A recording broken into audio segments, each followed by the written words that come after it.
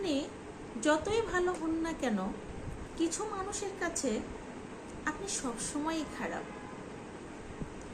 অথচ তাদেরকে জিজ্ঞেস করে দেখুন আপনি কেন খারাপ, তারা এর কোনো যৌক্তিক উত্তর দিতে পারবে না। আর যেটাও দিচ্ছে সেটাও একেবারে ভিত্তিহীন, অযৌক্তিক, যার কোনো ভিত্তি নেই। কিছু মানুষ সবসময় আপনার নামে গুজব ছড়াতে ব্যস্ত থাকে। বিশ্বাস করুন, তাদের আসলেই কোনো কাজ নেই, নিজের কোনো গুণ নেই, বিধায় অন্যের দোষ গুণ প্রচারে ব্যস্ত।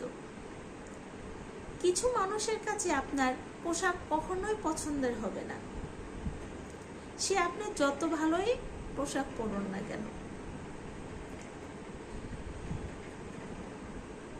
কতটুকু কাজহীন হলে মানুষ আরেকজনের পিছে এতটা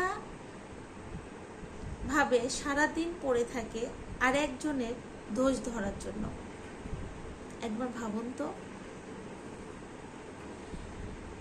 আমাদের সবার জীবনে অনেক কাজ, অন্যের দিকে না তাকিয়ে একটু নিজের দিকে তাকাই, একটু নিজের দিকে ধ্যান দিলে জীবনটা অনেক সুন্দর হবে। দোষ তো সবারই থাকে, তাই কাউকে নিয়ে সমালোচনা করাটাও একটা দোষ।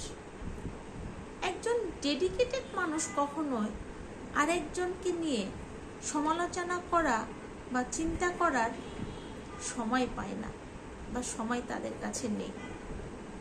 আর যারা এসব করে তাদের অফুরন্ত সময়, কারণ তাদের কাজে এইটা।